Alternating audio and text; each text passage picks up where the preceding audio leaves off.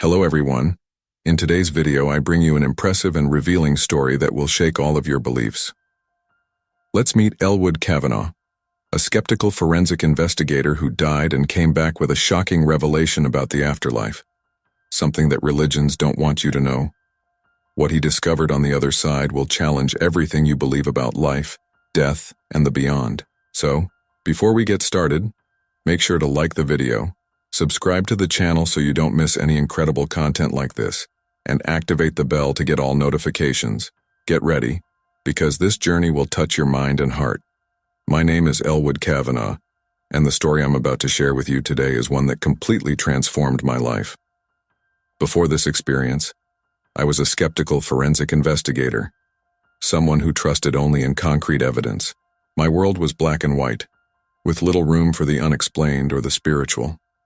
I took pride in my logical thinking and my ability to see through what I considered superstition and unfounded beliefs. I had built a successful career based on facts and empirical data. In my work, every conclusion needed to be backed by solid proof. This approach served me well in my professional life, but it also shaped my personal views. I was the kind of person who scoffed at ghost stories, rolled my eyes at tales of out-of-body experiences, and dismissed near-death experiences as mere hallucinations caused by a dying brain. Little did I know that my entire worldview was about to be shattered. The year was 2020, and like the rest of the world, I found myself in the midst of the COVID-19 pandemic. At first, I approached the situation with the same analytical mindset that I applied to everything else in my life. I tracked the data, took precautions, and believed that my logical approach would keep me safe. However, life has a way of humbling even the most confident among us. What started as a simple cold quickly turned into a life-or-death battle against COVID-19. In a matter of days, I went from being a healthy, active individual to fighting for my life in an intensive care unit. The last thing I remember before slipping into unconsciousness were the worried faces of the medical staff as they prepared to put me on a ventilator. Little did I know that this moment would mark the beginning of a 31-day coma and an extraordinary journey that would challenge everything I thought I knew about life, death, and the nature of reality itself. What I experienced during those 31 days defies logical explanation and goes beyond anything I had ever encountered in my work as a forensic investigator. While I was there, hovering between life and death, I embarked on a journey that would take me through realms I never knew existed.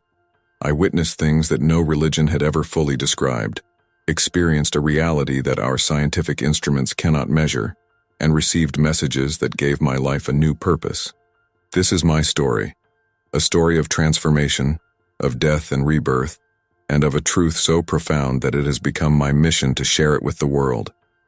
What I'm about to tell you may challenge your beliefs, shake your convictions, and perhaps even change your perspective on life and death. But I assure you, every word is true to my experience. So, if you're ready, let me take you on a journey beyond the veil, to a place where the lines between life and death blur, and where the greatest secrets of existence are revealed. It all started with what I thought was just a simple cold. In the early days of the pandemic, despite growing concerns, I still harbored a sense of invincibility. After all, I was in good health, led an active lifestyle, and had always prided myself on my strong immune system. The initial symptoms were mild, a slight cough, a bit of fatigue, nothing that seemed out of the ordinary for a common cold. As the days passed, however, the symptoms began to worsen. The cough became more persistent, and a fever set in. Still, I tried to downplay the severity of my condition. I told myself and my worried family that it was just a bad flu, that I'd be fine in a few days. But deep down, a growing sense of unease began to take hold. It was on the 5th day that things took a dramatic turn for the worse. I woke up in the middle of the night, gasping for air.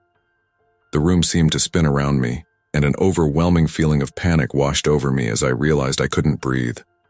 My wife, awakened by my distress, looked at me and immediately called for an ambulance. The journey to the hospital is a blur in my memory. I remember flashing lights, the worried faces of the paramedics, and the sensation of a mask being placed over my face. But more than anything, I remember the fear, a primal, overwhelming fear, as I struggled for every breath. Upon arriving at the hospital, things happened quickly. I was rushed down hallways, surrounded by medical teams in full protective gear. Their voices seemed distant, muffled, as they shouted my vitals and discussed treatment options.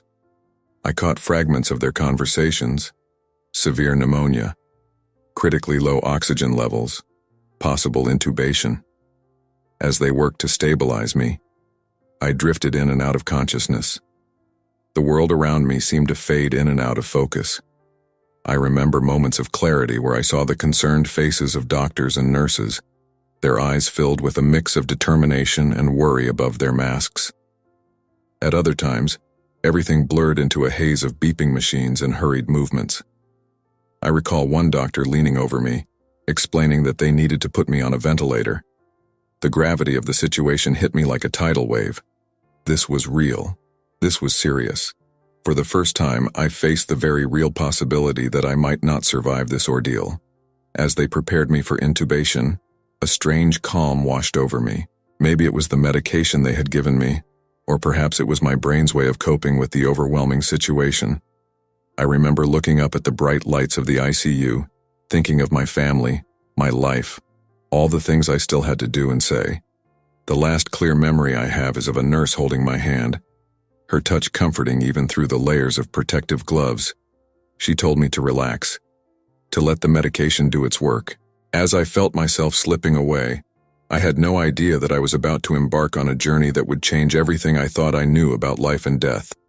The world disappeared into darkness, and I surrendered to the unknown. Little did I know that this moment of surrender would be the beginning of an experience that would challenge my beliefs, expand my understanding of reality, and ultimately transform me in ways I never imagined possible. When consciousness slipped away in that hospital room, I found myself enveloped in deep darkness. But this wasn't the frightening, oppressive darkness I might have expected. Instead, it was a soft, velvety darkness that seemed to cradle me. In this void, all the fear and pain that had overwhelmed me in my last moments of wakefulness melted away. I felt light, free from the constraints of my ailing body. For what felt like an eternity, I floated in this peaceful nothingness. Time lost all meaning. I had no sense of how long I had been there or where there even was. But then, gradually, I became aware of a change. In the distance, a point of light appeared, barely discernible at first, but growing steadily brighter. As the light grew, I felt myself being drawn toward it. There was no fear, no resistance, just a sense of rightness, as if this was exactly where I was meant to go. The light expanded, forming what I can only describe as a tunnel. The walls of this tunnel were not solid. They seemed to be made of swirling, shimmering energy in hues of gold and white. I began to move through this tunnel, though move might not be the right word. It was more like I was being gently pulled by an invisible force. The sensation was unlike anything I had ever experienced. I felt as light as a feather, free of any physical form. As I traveled, the light grew more intense, but it wasn't harsh or blinding. Instead, it was warm and welcoming, filling me with a sense of peace and well-being that surpassed anything I had known in life. The journey through the tunnel felt both instantaneous and eternal at the same time. I was aware of incredible speed, but also of a timelessness that defied explanation. As I moved, I began to hear sounds, not with my ears, but with my entire being. It was like music, but more complex and beautiful than any earthly composition. The melody seemed to resonate with the very essence of who I was. As I neared the end of the tunnel, the light became almost unbearably beautiful. It pulsed with life and love, radiating a sense of welcome and of returning home. I felt as though I was returning to a place I had always known but somehow had forgotten. The closer I got to the source of the light, the more I felt filled with indescribable joy and love. Just before emerging from the tunnel, I had a moment of clarity that I will never forget. In that instant, I understood that I was experiencing death, or what we perceive as death, but far from being an end, it seemed like a beginning. All the fears and doubts that had plagued me in life seemed trivial and distant. I knew with absolute certainty that whatever lay beyond that light was nothing to fear. As I reached the end of the tunnel, the light enveloped me completely. It was as if I were being embraced by pure love and acceptance. In that moment, all the questions and uncertainties of my life seemed to dissolve. I felt a profound sense of belonging, of returning home after a long journey. The skeptic in me, the part that always demanded proof and evidence, was silenced. This experience transcended logic and reason. It was real in a way that defied scientific explanation, but it was the most genuine thing I had ever known. As I prepared to step into the light, I knew that whatever came next would change me forever. Emerging from the tunnel of light, I found myself in a space that defied any earthly description. I was standing, though standing might not be the right word, as I had no real sense of a physical body, in what I can only describe as a magnificent golden hall. The walls, if you could call them that, seemed to stretch infinitely upwards, their surfaces shimmering with a soft, warm light that seemed to come from everywhere and nowhere at once. The hall was vast, its dimensions beyond my comprehension. Yet, despite its immensity, it felt intimate and welcoming. The golden light that filled the space was not just a color, it was alive, pulsing with energy and consciousness. It reminded me of sunlight filtering through leaves on a perfect summer day, but infinitely more beautiful and profound. As I absorbed my surroundings, I noticed intricate patterns moving across the walls and ceiling. These were not static designs, but living, moving forms that seemed to respond to my thoughts and emotions. When I felt awe, the patterns blossomed into complex fractals. When I felt peace, they formed gentle, wave-like movements. It was as if the very environment was in harmony with my inner state. The floor beneath me, though I had no physical sensation of standing, was like liquid gold, gently rippling with each of my movements. Despite the overwhelming beauty of everything, I felt completely at ease, as if I belonged in this place, as if I had always known it. As I marveled at my surroundings, I became aware of a presence. It wasn't something I saw with my eyes, but something I felt with my entire being. A being of light approached me, its form indistinct, yet somehow familiar. Although it had no identifiable features, I felt an overwhelming aura of love, wisdom, and compassion emanating from it. The being communicated with me, not through words, but through pure thought and emotion. Its message was clear. Welcome, but you are not meant to stay. Far from feeling rejected, I understood this as a deep truth. This place, as beautiful and peaceful as it was not my final destination. As the being conveyed this message, I felt a wave of emotions, disappointment at the thought of leaving, but also a deep understanding that my journey was not yet complete. The being radiated compassion, as if it understood my conflicting feelings. In that moment, I was filled with an overwhelming sense of the interconnectedness of all things. I saw, or rather felt, how every action, every thought, every moment of my life had led me to this point. And not just my life, but the lives of countless others, all intertwined in a cosmic dance of cause and effect. The golden hall began to shift and transform around me. The patterns on the walls formed images, scenes from my life, moments of joy, sorrow, triumph, and failure. But I saw them now from a new perspective, understanding their purpose and meaning in a way I had never grasped before. As I watched these scenes unfold, I felt a deep gratitude for the life I had lived, even for its most difficult moments. I understood that every experience, every relationship, every challenge had shaped me, preparing me for something greater. The being of light conveyed one final message before the scene began to fade. It was more of a feeling than words, but if I had to translate it, it would be something like, remember this place, remember this feeling. Your task is not yet complete. As the golden hall slowly dissolved around me, I felt no fear or sadness, but a deep sense of purpose. I knew that, whatever was coming next, whatever the reason for my return, it was of vital importance. The skeptic in me, The man who had denied the possibility of such experiences was gone. In his place was someone new, someone forever transformed by the Golden Hall and the truths it had revealed. As the Golden Hall faded from view, I found myself transported to an entirely new realm. Before me stretched a vast urban landscape unlike anything I had ever seen or imagined. This was not an earthly metropolis of steel and concrete, but a city that seemed to be made of pure, living light. The buildings, if you could call them that, rose majestically toward what I can only describe as a golden sky. They were not solid structures, but intricate webs of light, constantly shifting and reforming. Each building pulsed with its own unique energy, creating a symphony of light and color that was both breathtaking and strangely familiar. The streets were rivers of golden light flowing, intersecting and diverging in complex patterns. As I moved through these paths, though moving doesn't quite capture the sensation, as I had no physical body in the conventional sense, I felt a deep connection with everything around me. It was as if the very city was alive, conscious, and welcoming me home.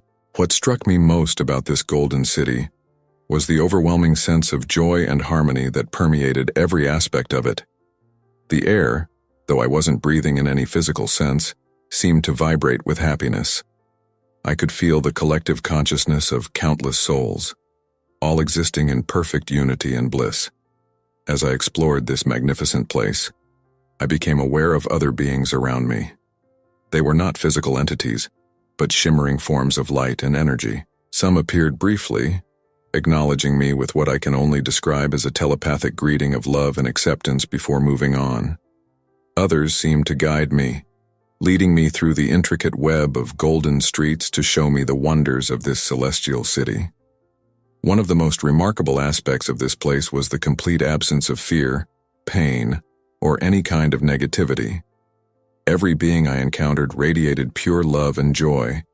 I felt such a deep sense of belonging that it brought tears to my non-existent eyes. This, I realized, was what it truly meant to be home. A place of unconditional love and acceptance. As I journeyed through the city, I came to what seemed to be parks or gardens. But these were unlike any green space on Earth. The plants were made of light, constantly blooming and changing in a dance of indescribable beauty. In these spaces, I saw beings that I instinctively knew were children, not human children, but young souls full of innocence and wonder. These souls played and laughed, their joy so pure and contagious that I found myself laughing along with them. Their play was not physical in the way we understand it, but rather a joyful exchange of energy and ideas. I watched as they created intricate patterns of light with their thoughts, each creation more beautiful than the last. In that moment, I understood something profound about the nature of existence. This city, these beings, this entire experience, it was all a manifestation of pure love and creativity. Every soul here was free to fully express itself, to create and explore without limitation or fear. As I continued my journey through the Golden City, I felt myself changing. The person I had been, the skeptical forensic investigator who only believed in what could be measured and quantified, seemed like a distant memory.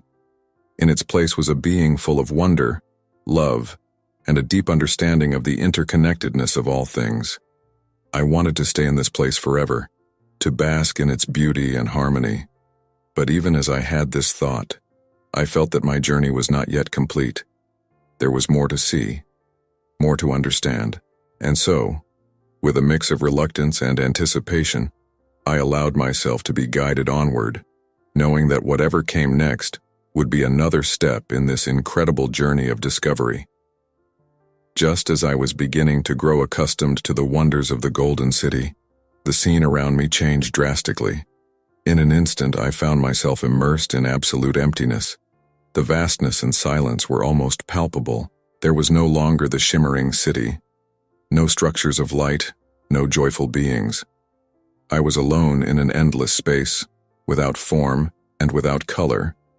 However, this void was neither frightening nor oppressive. On the contrary, there was a sense of profound peace, as if I had plunged into the depths of the cosmos itself. The silence wasn't the absence of sound, but rather a rich, vibrant quietude, full of potential and infinite possibilities. As I adjusted to this new environment, I began to notice something extraordinary. Floating around me, like stars in a moonless night, were countless spheres of light.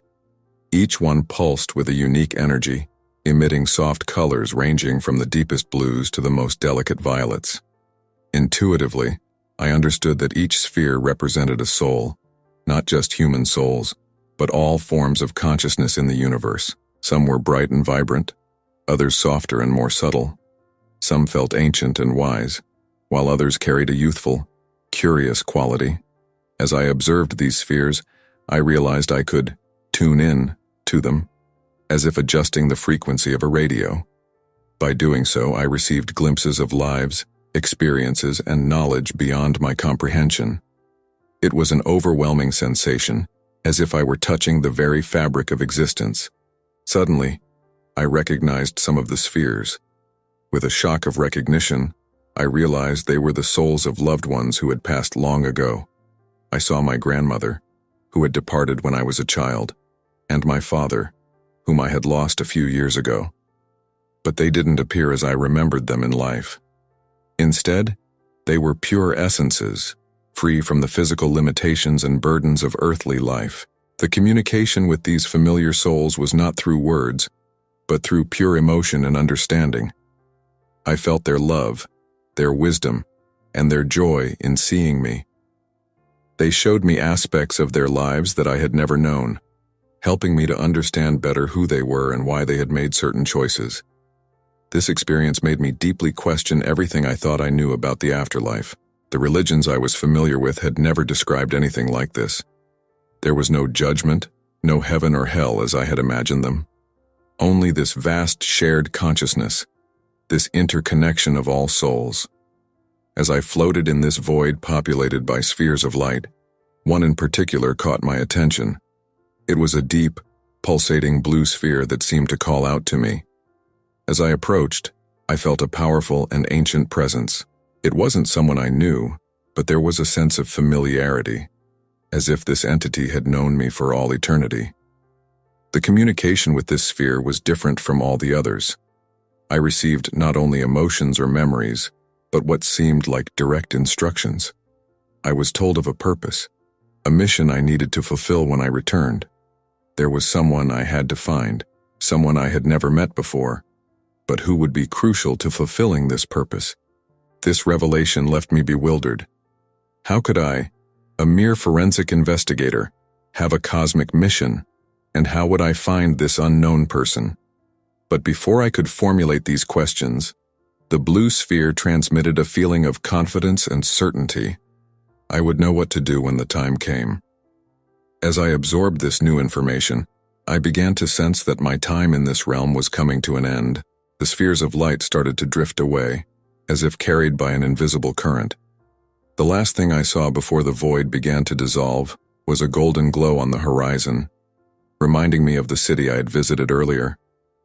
As the scene disappeared, I was overwhelmed with a sense of awe and humility. I had witnessed something that defied all human understanding, something that religions had barely scratched the surface of, and now, I carried not only this incredible experience but also a mysterious and important mission. As I felt my consciousness being pulled back, I knew I would never be the same again. The skeptic in me had been completely transformed. Now, I understood that there was so much more to existence than our physical senses could perceive, so much more than our current science could measure. And I knew that somehow, I would have to find a way to share this truth with the world. As the spheres of light drifted away and the void began to dissipate, I experienced one final moment of profound revelation. One of the spheres, a soft, shimmering green, moved closer to me. Unlike the others, this one seemed to carry a sense of urgency, as if it had a crucial message to convey before I returned. As I tuned into this sphere, I was flooded with a series of messages and visions so intense that I almost felt overwhelmed. They weren't words in the conventional sense, but pure ideas and concepts that unfolded in my consciousness with crystal clarity. The first message was about the nature of reality. I was shown that what we perceive as our physical world is only a thin layer of a much vaster and more complex existence. Our three-dimensional reality is like a shadow cast by a multidimensional object, a limited representation of something much greater. Next, I received a deep understanding of the purpose of life. It wasn't about accumulating wealth, achieving fame or power, but about the growth and evolution of the soul. Every experience, every challenge, every relationship in our lives is an opportunity for learning and expansion. Pain and suffering are not punishments but catalysts for growth. The sphere also conveyed to me a message about the interconnectedness of all things.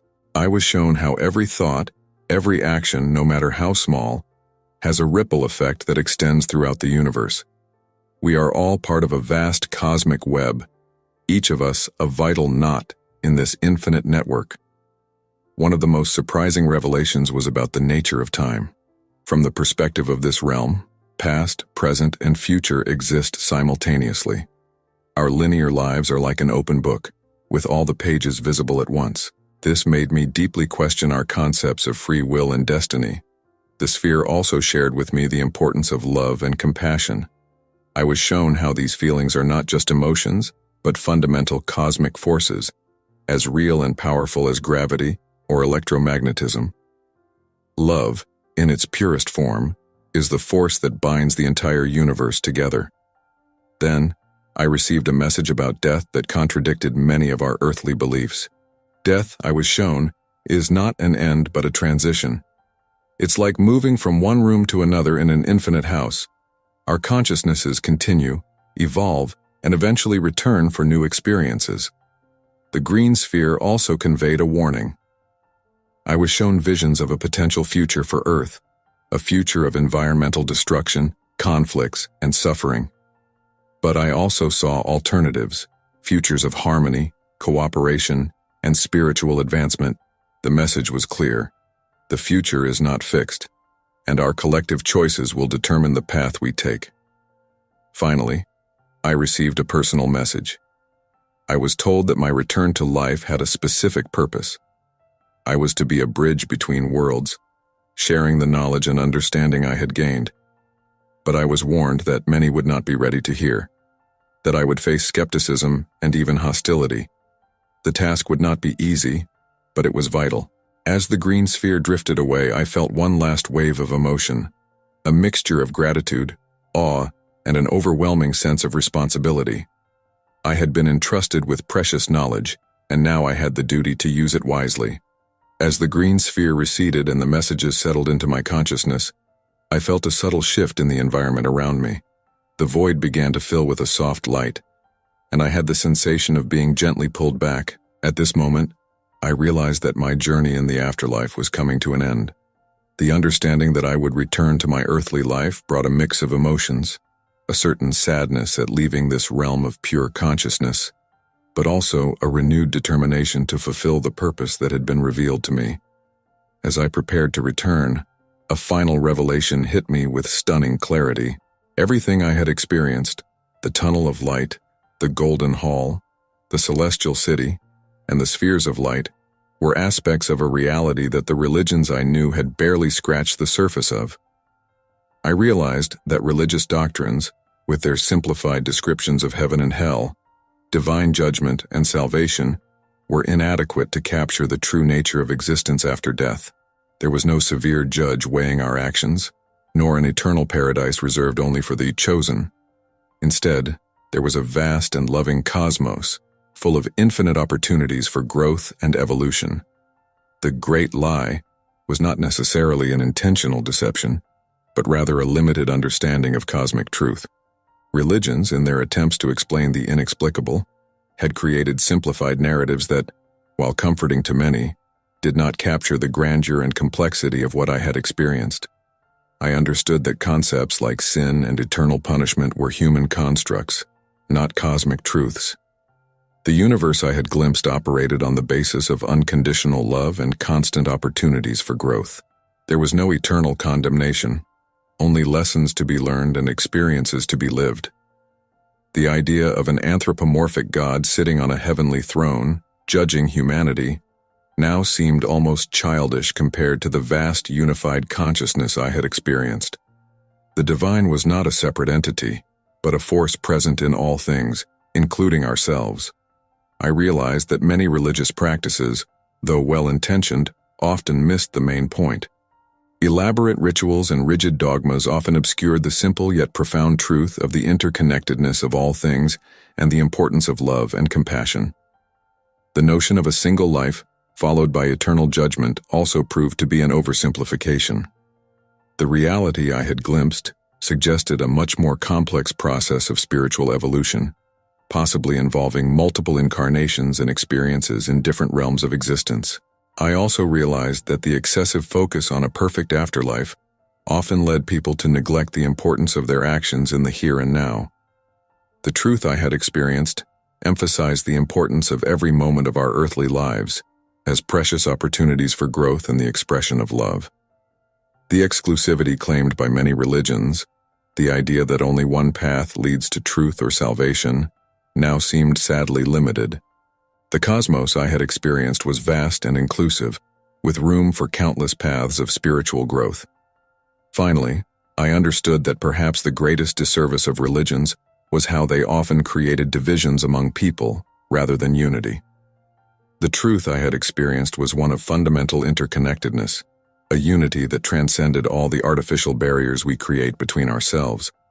As these understandings solidified in my mind, I felt a mixture of emotions, sadness at how these truths had been obscured, but also hope that they could be rediscovered and shared. I realized that my mission was not to discredit or attack existing religions, but to help expand our collective understanding to encompass a broader, more inclusive truth. When I finally opened my eyes, I found myself back in the hospital room, surrounded by machines and the rhythmic sound of monitors. The transition was disorienting. One moment I was immersed in a realm of pure consciousness, and the next, I was back in my fragile physical body, weakened after weeks in a coma. The medical staff was surprised and relieved by my awakening. They informed me that I had been in a coma for 31 days, fighting a severe case of COVID-19. From a medical standpoint, my recovery was almost miraculous, but I knew that the real miracle was the journey my consciousness had undertaken. In the days and weeks that followed, as my body slowly recovered, my mind was in turmoil, processing everything I had experienced. I realized that I had returned with a clear purpose, to share the truths I had discovered, to be a bridge between the worlds I had visited and our everyday reality. However, I quickly realized that this mission would not be easy. When I tried to explain my experiences to the doctors and my family, I was met with a mixture of skepticism and concern. Some suggested that my visions were the result of medication-induced hallucinations or oxygen deprivation in the brain. Others, more kindly, attributed my stories to vivid dreams or the stress of the prolonged coma. But I knew, with a certainty that went beyond any rational doubt, that what I had experienced was real. More than that, it was more real than anything I had ever known in my normal life. The challenge now was to find a way to translate these transcendent experiences into terms that others could understand and perhaps accept. I decided that my approach would need to be gradual and careful. I began researching other near-death experiences, NDEs, looking for patterns and similarities with what I had experienced. I was surprised and encouraged to find that many elements of my experience, the tunnel of light, the feeling of deep peace, the encounter with beings of light, were reported by others who had gone through NDEs. At the same time, I began exploring various spiritual and philosophical traditions, seeking parallels with my revelations. I found echoes of my experiences in ancient mystical texts, Buddhist teachings about the nature of reality, and cutting-edge scientific theories about consciousness and the nature of the universe. As I grew stronger physically, I began to feel an increasing urgency to share my message. I started writing, documenting every detail of my journey. I planned lectures and workshops, imagining how I could present these truths in a way that was accessible and non-threatening to people from different backgrounds and beliefs. But my mission went beyond simply telling my story. I felt a deep responsibility to live in accordance with the truths I had learned. This meant cultivating more compassion, practicing forgiveness, and striving to see the divinity in every person I encountered. It also meant working to overcome my own fears and limitations, trusting in the higher wisdom I had experienced. A crucial part of my mission, I realized, was finding the person the blue sphere had mentioned, someone I had never met, but who would be key to fulfilling my purpose. I didn't know how or when this encounter would happen, but I remained open and attentive, confident that the universe would provide when the time was right. As I moved forward into this new phase of my life, I faced challenges and doubts. There were moments when the intensity of my experience seemed to fade, and I wondered if I had imagined it all. But then, in moments of quiet, I would reconnect with that deep peace and sense of purpose I had experienced in the afterlife, and my determination would be renewed. I realized that my mission was not to convert people to a new belief system, but to inspire them to question, explore, and expand their own understanding of reality. I wanted to encourage others to look beyond the limitations of our everyday perceptions and glimpse the deeper truths I had experienced. As I embarked on this new journey, I felt a mixture of humility and determination. I knew that the road ahead would be challenging, but it was also filled with purpose and meaning. My near-death experience had not just been a personal journey of transformation, but the beginning of a mission to help elevate humanity's collective consciousness. The transformation I experienced after my NDE was profound and multifaceted. It wasn't just a change in perspective or beliefs, but a complete reconfiguration of who I was as a person and how I saw the world around me. The first and most obvious change was my attitude toward spirituality. I, who had once been a staunch skeptic, now found myself deeply connected to a reality that went far beyond the physical. My old materialistic view of the universe had been completely dismantled, replaced by an understanding of reality as fundamentally conscious and interconnected. This new spiritual perspective did not translate into adherence to any specific religion. On the contrary, I found myself adopting a more universal and inclusive approach to spirituality. I began to see truth and beauty in various spiritual traditions, recognizing that each offered glimpses of a greater reality, even if none captured it fully. My relationship with fear, especially the fear of death, changed drastically. The deep understanding that consciousness continues beyond physical death eliminated much of the anxiety I used to feel about the end of life. This didn't mean that I no longer valued my earthly life. On the contrary, I valued it even more, seeing it as a precious opportunity for growth and expression. My values and priorities also underwent a significant shift. Things that once seemed critically important, professional success, social status, the accumulation of material wealth, now seemed secondary compared to cultivating meaningful relationships, personal and spiritual growth, and serving others. I developed a heightened sensitivity to the interconnectedness of all things. I began to see how my actions, words, and even thoughts had an impact on the world around me. This led to a greater sense of responsibility and a desire to live in a more mindful and compassionate way. My empathy and compassion expanded greatly. I became much more attuned to the suffering of others and felt a powerful urge to help in any way I could. This manifested not only in grand gestures but also in small acts of kindness in everyday life. My relationship with nature also transformed. I developed a deep appreciation for the beauty and complexity of the natural world, seeing it not as something separate from me but as an extension of the same cosmic fabric of which I was a part. This led to a stronger commitment to environmental preservation and a more sustainable lifestyle. Interestingly, my approach to science did not diminish but expanded. While I still valued the scientific method and rational thinking, I now saw them as tools to explore only one aspect of reality. I became interested in areas of science that explored the limits of our current understanding: quantum physics, consciousness studies, and multiverse theories. My creativity flourished in unexpected ways.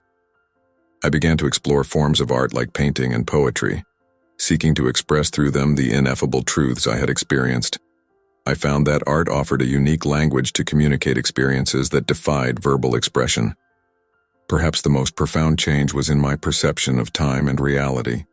Ordinary moments in everyday life sometimes took on an almost sacred quality. I often found myself in awe of simple existence, marveling at the miraculous complexity of each instant. However, this transformation was not without challenges. At times, I felt out of place in the normal world, struggling to relate to concerns and priorities that now seemed trivial to me. I had to learn how to navigate between my new understanding of reality and the practical demands of daily life. Additionally, I faced the challenge of communicating my experiences and insights in a way that others could understand. I often felt frustrated by the inadequacy of words to express the truths I had experienced. Despite these challenges, the transformation I experienced was ultimately profoundly positive. I felt more alive, more connected, and more purposeful than I had ever been. Each day brought new opportunities to learn, grow, and share the truths I had discovered. As I embraced this new version of myself, I realized that my near-death experience had not been an end but a beginning. It was the start of a continuous journey of discovery and transformation, a journey that I hoped could inspire others to explore the vast possibilities of our existence. If you enjoyed this beautiful spiritual testimony, please leave a like, comment with your impressions, subscribe to the channel, and don't forget to activate the notification bell to watch each new video and help us spread this message to a wider audience. See you next time.